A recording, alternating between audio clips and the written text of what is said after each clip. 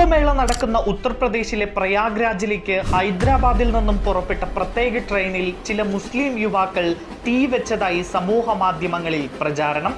തത്വമയി എന്ന ഓൺലൈൻ ചാനലാണ് മതസ്പർദ്ധ പടർത്തുന്ന വിവരണത്തോടെ വീഡിയോ പങ്കുവച്ചിരിക്കുന്നത്. എന്താണ് ഇതിനു പിന്നിലെ സത്യാവസ്ഥ? പ്രചാരണം അടിസ്ഥാനരഹിതമാണെന്നും പ്രചരിക്കുന്ന വീഡിയോ 1.5 വർഷത്തിലേറെ പഴയതാണ് എന്നും അന്വേഷണത്തിൽ കണ്ടെത്തി. ഞങ്ങൾ നടത്തിയ പരിശോധനയിൽ ഹിന്ദുസ്ഥാൻ ടൈംസിന്റെ യൂട്യൂബ് ചാനലിൽ ഈ വീഡിയോ പങ്കുവച്ചതായി കണ്ടു.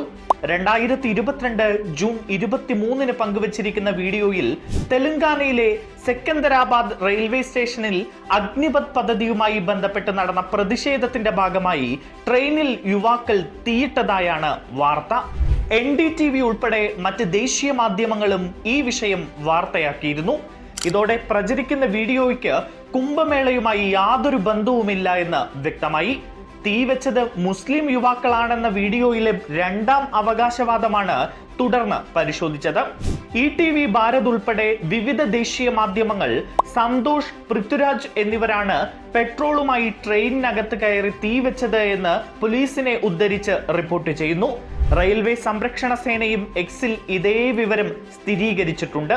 ഇതോടെ ഈ പ്രചാരണം വാസ്തവവിരുദ്ധമാണെന്ന് വ്യക്തമായി.